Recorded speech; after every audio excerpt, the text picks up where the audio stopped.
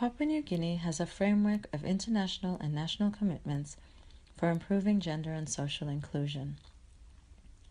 The Universal Declaration of Human Rights lays the foundation upon which all other international human rights conventions and agreements are based.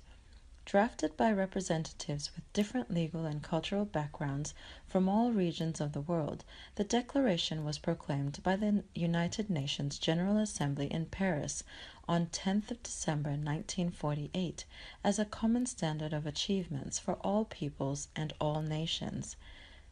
It sets out for the first time fundamental human rights to be universally protected and has been translated into over 500 languages.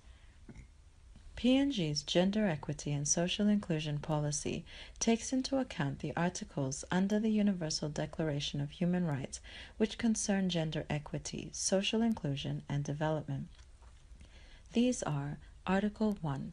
All human beings are born free and equal in dignity and rights. Article 2.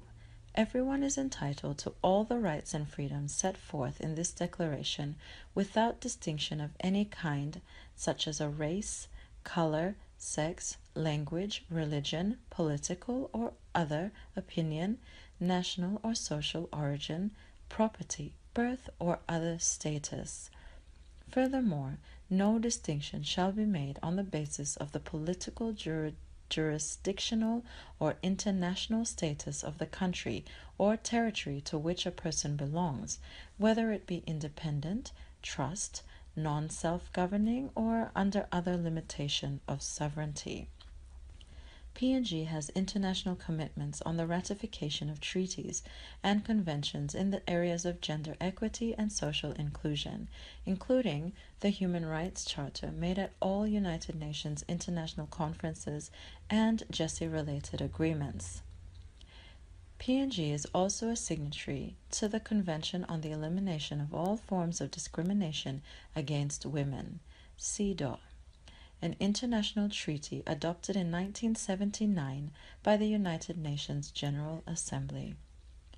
Article 1 defines discrimination against women in the following terms: any distinction, exclusion, or restriction made on the basis of sex which has the effect or purpose of impairing or nullifying the recognition, enjoyment, or exercise by women, irrespective of their marital status, on a basis of equality of men and women, of human rights and fundamental freedoms in the political, economic, social, cultural, civil, or any other field. Article 2 mandates that parties ratifying the convention declare intent to enshrine gender equality into their domestic legislation, repeal all discriminatory provisions in their laws, and enact new provisions to guard against discrimination against women. States ratifying the convention must also establish tribunals and public institutions to guarantee women effective protection against discrimination and take steps to eliminate all forms of discrimination practiced against women by individuals, organizations, and enterprises. PNG has a legislative and policy framework which supports and promotes gender equity and social inclusive processes and practices. Goals 1 and 2 of PNG's national constitution recognize integral human development and equality and participation. Section 55 allows for deliberate actions and interventions to be taken in order to ensure equal opportunities for all. Gender equity and social inclusion principles and strategies are key aspects of the Vision 2050, Development Strategic Plan 2010 to 2030, and medium-term development plans.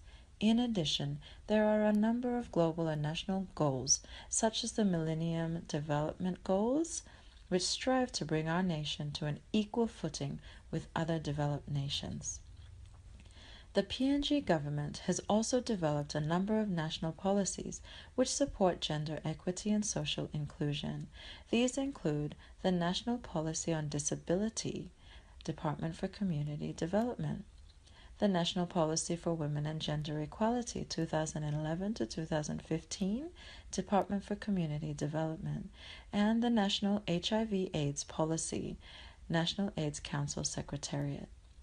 The Public Service Management Act has recently been updated to reflect GESI principles, and the 4th edition Public Service General Orders now include clear statements on our GESI obligations as officers and employees of the National Public Service. The Public Service Code of Business Ethics and Conduct also prescribes the expected behaviors of public servants in this area. The GESI policy was developed within this global and national framework through extensive stakeholder consultations where issues and deficiencies in the workplace were highlighted, workshopped, and discussed. The GESI policy supports and assists National Public Service agencies, officers, and employees to embrace the gender equity and social inclusion principles of respect, equity, and diversity. It allows agencies to introduce inclusion and equity initiatives in the workplace and into the delivery of goods and services for the combined benefit and prosperity of all citizens of PNG.